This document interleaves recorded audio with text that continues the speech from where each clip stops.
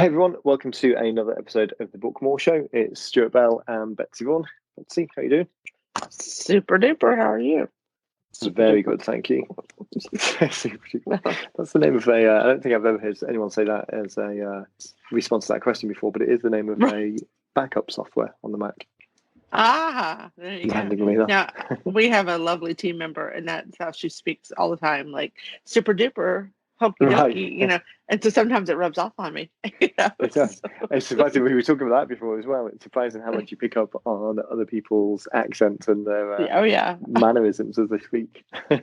So true. It must be like, as we're talking to such a wide group of people on the phones, it's easy to pick up on some of those, particularly when someone else's accent is so strong and so different. It can be an easy trap to fall into, to start parroting them by mistake, and oh yeah, you catch yourself. That's what I said earlier. I think you've been in Polk County a long time, and now I'm hearing the Southern thing, bah, and I'm like, oh wow, that made me giggle as we hung up. So it is. This is the end of the sort of 10-day stint down in Florida, heading back up to Philly tomorrow. So this will be my most Polk. I'll go a little bit northern in the next couple of weeks when I get back down again. There you go. That's great. What are we going to talk about today? So today we're going to talk about something that has come up so many times in the last week or two that I think it's definitely worthwhile talking about, because it seems to be something that's on everyone's mind, and that is following up with people after that initial opt-in. So a lot of the times where we're talking about books, it's in a Profit Activator 2 type scenario. So we're looking to create an asset that helps people identify leads and gets people to raise their hand. But the reality is that unless you happen to intersect with someone just at the moment that they're ready to take an action, the reality is that it's going to be a long burn, a longer cycle where you've got an opportunity to educate and motivate people over time. That Profit Activator number 3 thing that we talk about, or in the book blueprint scorecard, we talk about kind of beyond the book and following up with people. So realistically, it's in that time frame, the longer time frame, that you're most likely to engage with people at the time when they're ready to take the next step and begin that kind of business relationship, rather than just a kind of receiving and information gathering relationship. So I think that that follow-up sequence is going to be a good thing to talk about today, because, as I say, it's really been one of those. The last 10 days, it's really been a question that's come up in almost every conversation that I've had, and I know that that we were talking about it as well. You'd had similar. Yeah, we have. Very good. Should be a good show. Yeah, I think it's super valuable as well. I think because it's something that is, the way we talk about it, it's not necessarily a common frame that other people talk about things. So we had the last couple of days here been meeting with some of the realtor guys that we work with, and there's been a couple of scenarios where they're talking about following up with people and staying in touch with people, but it's still from a broadcast point of view. It's still from the kind of corporate newsletter point of view, or releasing a video, or releasing a blog post, or something that's just kind of broadcasting things out to a wide group, kind of almost like passively broadcasting, if that was such a thing, rather than actively broadcasting or orchestrating that next step, that communication path, which is what we talk about a lot. And we position it as kind of conversational conversions. So rather than talking about conversions as a funnel and as individual building blocks in it, what we're trying to do is kind of engage people in that conversation at every opportunity. So that as a framework, that is a different way of thinking about it. It makes it a lot more personal. And although we are broadcasting to a large group of people on the list, the position that we're trying to come from is that each email is written as if you were writing it to an individual. It's just that you're writing it to a group of individuals that you know are all in a similar position, because they all opted into a similar thing and they've all expressed a similar interest. But still, the language in which we're writing, the language in which we're communicating, we still want to keep it as conversational as possible, as kind of engaging as possible, and not just think about this broadcast mentality of someone told me I should write blog posts, or someone told me I should send out a newsletter, and just kind of blurbing it out in the way that large corporations do, or honestly, the majority of other people out there do. So this conversational approach is very much thinking, okay, Betsy signed up to the list last week, last month, last year. It was a list about a particular subject, about writing a book. We know that's the conversation. So as we're sharing information, we want to share it as much as possible within that framework and keep that conversation going and give people the opportunities to raise their hand and engage again at the point that they're now ready to take the next step. Again, rather than just broadcasting things. With the realtor example, a good friend of ours, Kenny, was down. We were going through some stuff that he's getting from the corporate group, and we were looking at individualizing it and personalizing it. And it's surprising how impersonal those broadcasts are, but how easy it is to take that next step and make it more personal. So they're in a situation, and I'm guessing this is quite common because it's not the first time that I've seen it. They're in a situation where each of the individual businesses, each of the franchises or offices, send mailing lists into the corporate headquarters, and then the corporate headquarters broadcast the message out, and it's the same message that goes to everyone, just with a little bit of individualization, maybe even just as much as the name and address and the photo of the individual agent. But by taking that, they've got access to customize the information. By taking it and customizing it to make it more personal, so still using the same information, still using the same work that corporate have done to bring all of these things together to kind of gather the news, gather the interesting pieces, but by heading it with a introductory paragraph that adds some of your own personality, by taking out some of the corporate speak or some of the stuff that just clearly looks like this is a mass marketing newsletter that's going out to everyone, it makes it so much more engaging. So we were talking about taking the content. This is, imagine a realtor newsletter that talks about some properties that have come on the market and then some information about the local area. By introducing that with everyone, it's Kenny, it's newsletter time again. This month we've got some super interesting articles about this organization, this local market that's happening, this local restaurant that's in the area. We've also got something on these properties, and they're particularly interesting because of whatever the reason is.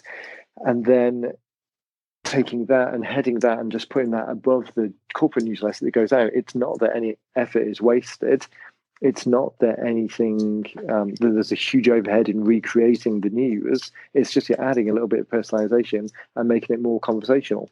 Then towards the end of the newsletter, closing it then with a particular call to action. So rather than just sign off and saying, thanks, bye, see you next time, ending it with something specific that someone can sink their teeth into. So, by the way, we've got some buyers coming up from New York. We're looking for a 4-bedroom oceanfront property that looks over this particular bay. If you know of anyone that's selling, let me know, and I'd be great to make that introduction. We might be able to sell their property without it even going on the market. That gives someone a clear next step. So you can tell there the difference between a general blurby message that goes out because corporate thinks that something needs to go out, this is something, therefore we need to send this, versus this is something, but this is also quite interesting, and here's a specific reason for me sending you this message because I want to get this next step out. Then it just makes it so much more engaging, so much more interesting, so much more valuable to you as the person sending out that information for a minimum extra overhead. Makes sense so far? It makes total sense. And I think, we get so many emails, most of us do, on a regular basis. And to find something that, that corporate thing, I think we all kind of skip over that a lot of the times, You kind of get, it's like the banner ad blindness. It just kind of goes into the background. If really you know does. if you know there's no personal connection, you just don't, even with the best will in the world on personal emails that you generally want to read, there's so many of them that you rarely get around to all of them. The ones that are just clearly broadcasting definitely get pushed to the bottom of the pile, and there's just not that same level of interest. I think I think that balance, so a lot of people find it an overhead and a difficulty in creating, we talk about this flagship broadcast, the kind of regular way of staying in touch with people. And so many people find it difficult to create the stuff that should go in there. So what is the content that can go out there? And if it's too much of an overhead, then it doesn't get done because it becomes too difficult. So by taking something that is being created already, but then just adding a small amount of effort to personalize it, it increases the value of that by far more, by many more times than the amount of effort that it takes to do it. It really kind of leverages and amplifies it away from what everyone else is doing, at a kind of disproportionate rate to the amount of effort that goes in. I've actually got hugely distracted here because I'm in the office, and it's this last week there's been some huge storms running through town, and it's storming again, and it's now raining inside the office, not outside the office, because this window must be leaking, and it's now dripping on the inside as well as the outside. So I just had to quickly find a towel to mop up some of this water. So I know we've talked about this. As you mop up, I'll speak a little bit. And we've talked about this in the past about how many emails are, too many, or there's that comfort level. We were speaking to a gentleman just, I think, last week, and he was concerned with, he's getting ready to do something, and it's going to be 3 emails a week. And this has been sort of a list that hasn't done anything with for a while. And he is, concerns about sending out all these emails all of a sudden. And, we have our system where we send out, so many emails. Listen, if you're on our email list, you're getting almost an email a day from us around here. So anyway, my point is, my question is, where is it? Is it better to start slowly? Here we are, it's all new, we're doing it. We'll do 1 a week or maybe 2 a week, and sort of build up. And because I think that people are hesitating, oh, there's that, I don't want to bother people. Is it too much? Are they going to opt out? Even though what they're sending is probably very beneficial. And that's the thing, I think. That's the key. It's the question. It's the same question as how many pages should my book be? And the answer is that's completely wrong. It's irrelevant. If you've got 100 pages of nonsense and 10 pages of quality, then the answer is 10. It's the same with the frequency of emails. I think if you're sending out stuff that you're just trying to fill a quota, you pick a number and then you're just trying to hit that number, and there's no reason for sending it, or there's no value that's being sent along with it, then those messages shouldn't go out. If you're able to send something that is useful, then send out as many as possible. Because the reality, just as you said, is that people rarely open all emails, and a lot of emails that go out, I mean, this is just talking from personal experience, there's a lot of emails that I open and think, wow, I really want to read that. I'll mark it as unread because it's the middle of the day and I'm just about to jump on a call. I'll come back to it. And I never, ever do, because another email will come in and another day goes by and it just gets forgotten about. So when you think about the reason for sending the email, it's like the reason for writing the book. All of these things are Trojan horses for the underlying message that's on the inside. The purpose of the thing is to deliver the message that you really want. So the purpose of a book, in the context that we talk about it most of the time, the purpose of a book is to get someone to raise their hand and express an interest. The purpose of a message is to send that PS, that super signature, the call to action, the thing that you want them to do. Just sending them this. I mean, you see this all the time as well. People will send out broadcast messages and the typical standard newsletter type thing, and it'll have contact details at the bottom and an address and a phone number, but there's no activity call. It's just sending out information for the sake of sending out information. And unless your product is the newsletter, unless you're charging people for the newsletter and providing market analysis, then it's the same as the book. The book isn't the product. The product is whatever service you're trying to engage. The email isn't the product. The product, the thing, is the call to action. It's the next step you want them to take. So I think it's very much Now, on the flip side of that is you need to be sending something that's interesting enough that makes it still worthwhile. Because if you've got a call to action in every message, but the content is weak and unengaging, or at worst irrelevant, then people are just going to stop opening it or unsubscribe because you've lost that connection with the thing that they'd raised their hand for in the first place. So there's definitely a case of making the communication worthwhile, but making it worthwhile because you want someone to open it, because you want them to read the PS and the super signature, because you don't know when they're going to be ready to take that next step, and you want to be in front of them at as many opportunities as possible, so that you do intersect their thought at the time that they're ready to kind of execute on that thought.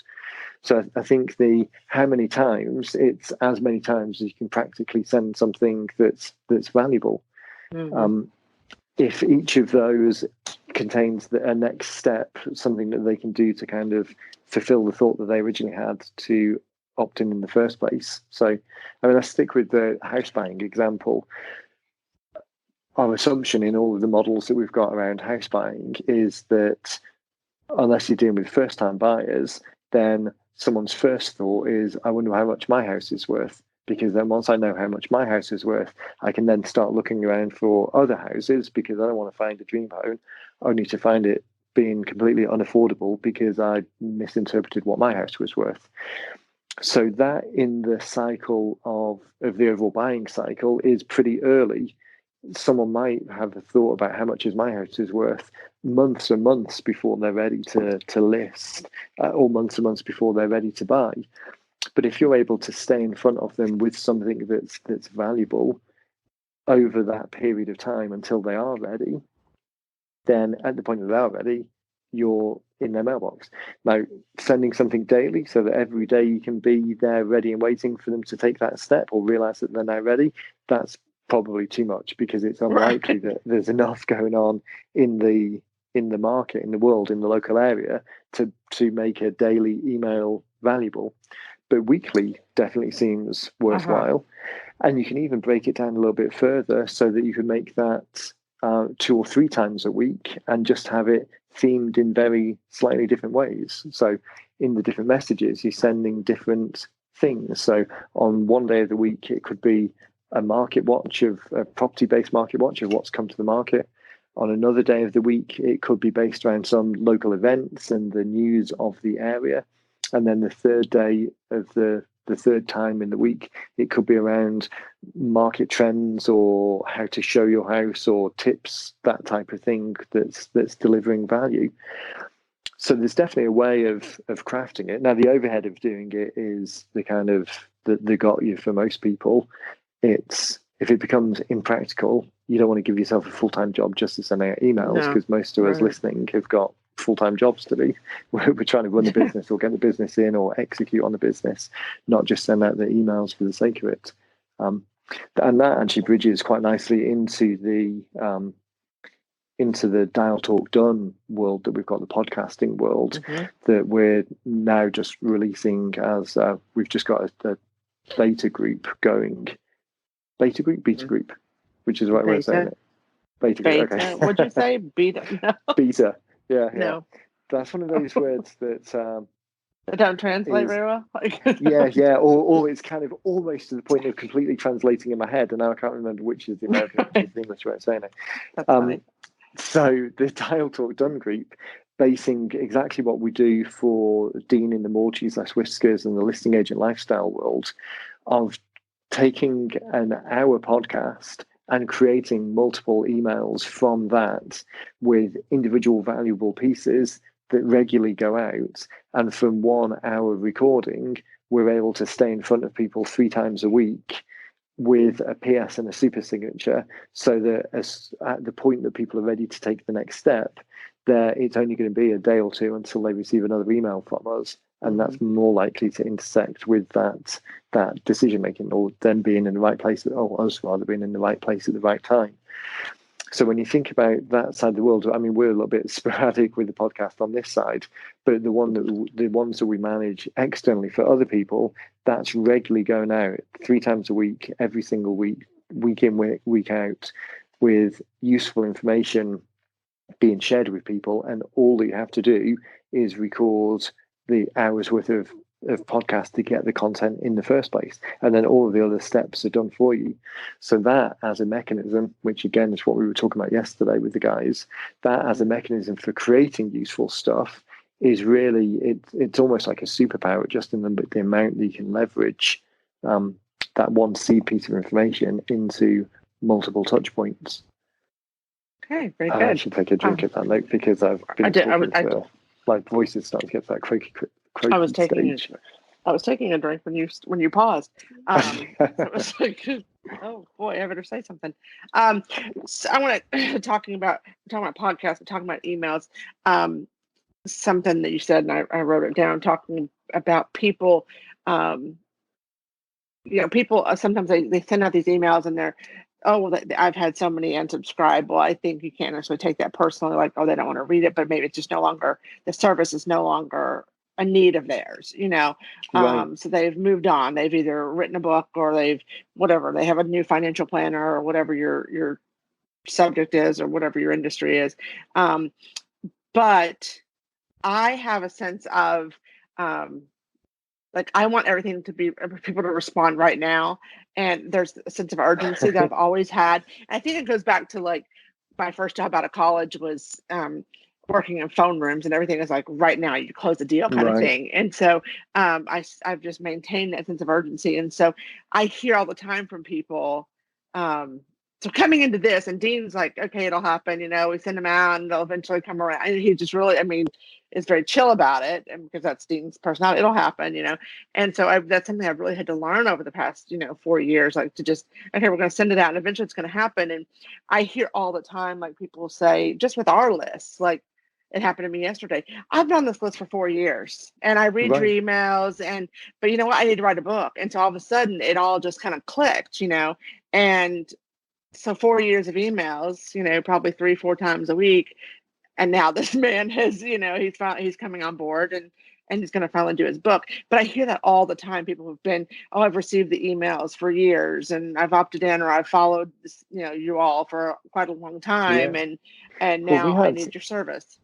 Well, we've seen, even with just the book business, the lead time that it takes for a number of the leads to come through. We consistently get people who are 2-3 years past opting in, and then it's right time. The funny one that always strikes me is as you were alluding to there, the ones where we have conversations with people 2 or 3 years ago, and they'll say, "Oh yeah, I definitely need to do this," and then disappear, and then 2 or 3 years. Right, and I really need to, because right now I really need to do it, because 2 or 3 years have passed by, and what the heck happened? The funny one that gets me, and it was actually Kenny again, came to the Real Estate Academy last year and was telling a story to the room there, that they send out the Market Watch newsletters. So that's one of the strategies on the real estate side for staying in touch with people. It's one of those touch points. So the Market Watch just talks about the properties that have come to the market over the last week, and something that's happening, the thing that's happening in the area, goes out week in, week out. So there was a guy that phoned Kenny. He'd moved realtors from one organisation to another organisation.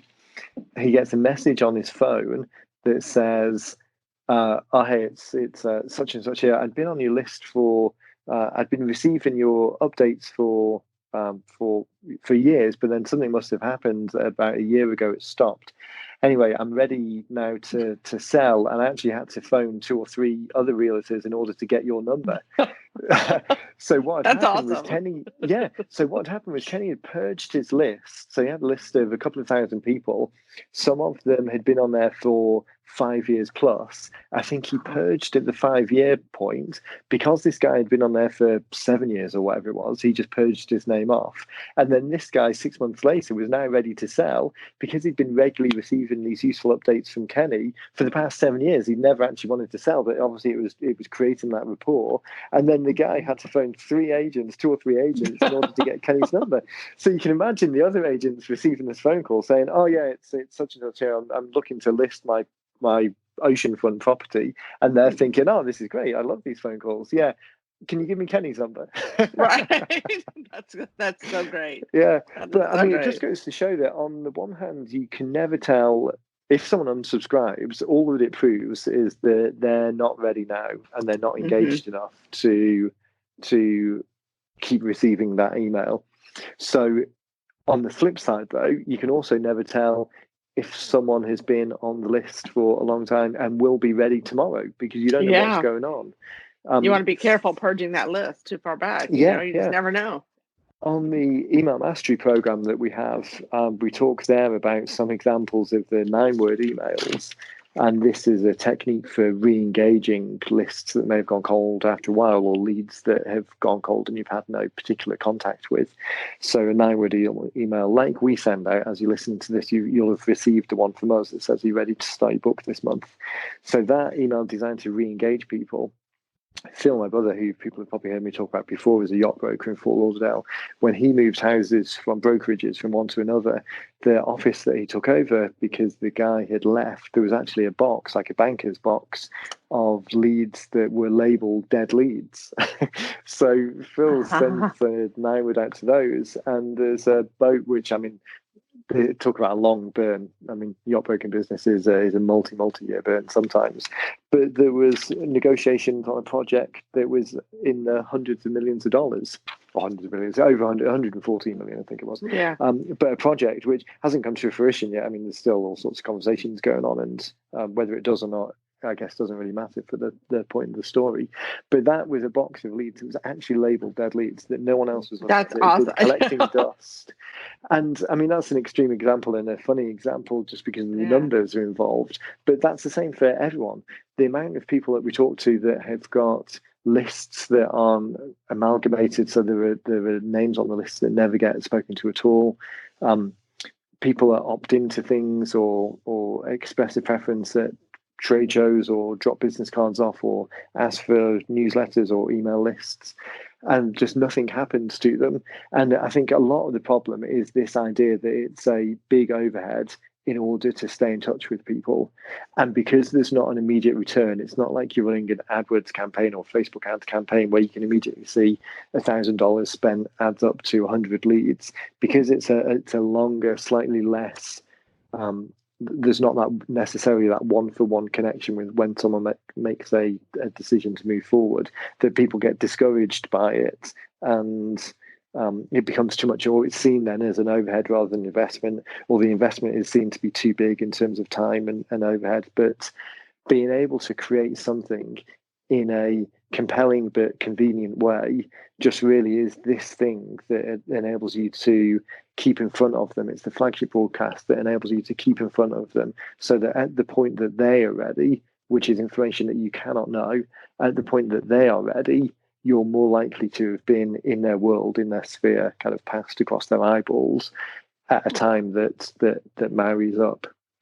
And that's really the difference maker between lists that have gold buried in them, but people never discover it, to those people who are consistently tending and farming and they're kind of mining that list so that they are in the right place at the right time. Yeah. That's great. Some good examples there. Yeah, I think that's like I say, we've talked about those subjects a few times before. It's definitely come up on the show and as we're talking to people, but it's well worth, as you're listening to this and thinking, that makes sense, but it's too much trouble to get in front of people regularly, then think about what is the easy way to achieve that, because it really is the difference maker. And in terms of what you can create, what you can get out there, it very much depends on yourself, your own preferences, your own skills, organizationally, what you can create internally. So whether it is email or video or audio or animation or infographics or whatever you can create to create the most valuable content at the lowest cost in terms of kind of money and effort, then do that. We talked about Dial Talk Done, the podcast service that we've got. I really think that for most people, that's the easiest solution.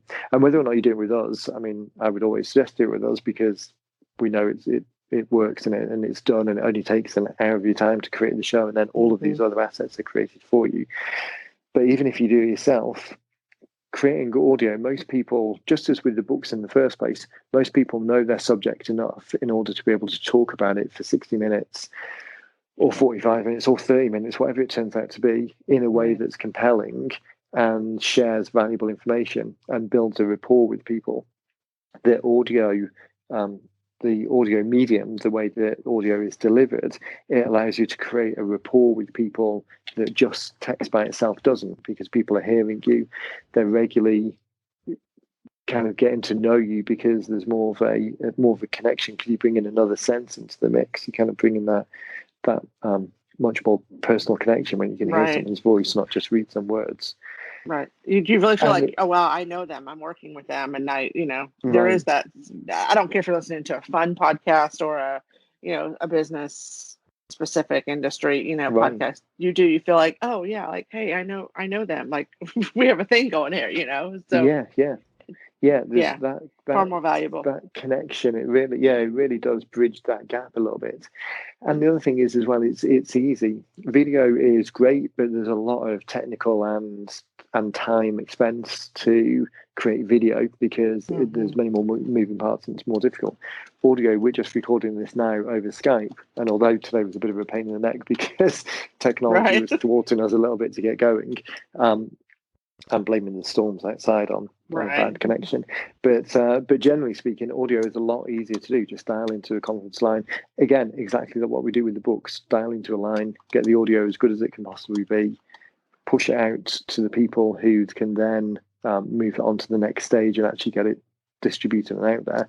But from that audio, you can create all of these different assets and elements to really kind of have some tools or have some things that you can get out there and share with people regularly. So yeah, if you're worried about what to do, then I would really consider audio as the first way to go, because it's straightforward, it's compelling, and it's very dynamic. There are many ways that you can use it. And then even if you just feel like once a week is enough, then that at least is a start above what the majority of people are doing, which is nothing to once a year. Very good. Yeah. Alrighty. Yeah. So that being said, I think we should draw a line under them. Probably kind of made enough of a point on that one. Anything that you can think that we haven't talked about? No, I think we covered it all. Don't be fearful of sending out the emails. Start with once a week, if nothing else. If you're scared of bombarding people, and that would be my takeaway, from today, of just at least once, and then do it again the next week and see how it goes. Right. And focus on valuable information. Don't just put a bunch of nonsense in there. Because people aren't going to make time. And I think that's where our 9-word email really, it answers a question, engages people. So if you want to start a conversation, find a way to do that using something very simple and not 7 paragraphs and then ask the question at the bottom. Just keep it kind of simple in the beginning. Yeah, definitely. And simple. We keep it simple even 5 years down the track. So if anyone wants to kind of copy exactly what we do, then if you haven't already, subscribe to the More Cheese Less Whiskers podcast and visit morecheeselesswhiskers.com and opt in to get a copy of the More Cheese Less Whiskers book. And then that will put you on the list, and then you'll start receiving those messages. And you'll really see how straightforward and conversational we keep it, and then replicate that. If you do want us to do it for you, then obviously that's the easiest way to get it done. Reach out to, we're just, as I say, beta testing a group through at the moment before we open the doors on it to the public. But anyone that's listening to this who's particularly interested and wants to be in on that, getting on there early, then just send us an email to support at 90-Minute Books and just put podcast or Dial Talk Done in the subject, and then we'll get back to you and share some of the details. Definitely no need to wait for it to be kind of publicly launched. And that will by far be the quickest and easiest way to get this done in a way that allows you to get all of these communication points out there by just recording. All you need to do is record that initial content, and then we'll take it from there. So on that note, I will let's wrap it up. Show notes, as always, are across at 90minutebooks.com/podcast. And if you've got any questions about what we've talked about today, or you want us to go into more detail, or you want us to jump on board with the Down Talk Done program for you, just shoot a message to support at 90 Minute Books, and then we'll get back in touch. Very good. Alrighty, thanks again for your time, Betsy, and everyone listening. We'll catch you in the next one. Very good. Thanks so much. Take care. Cheers. Bye. Bye.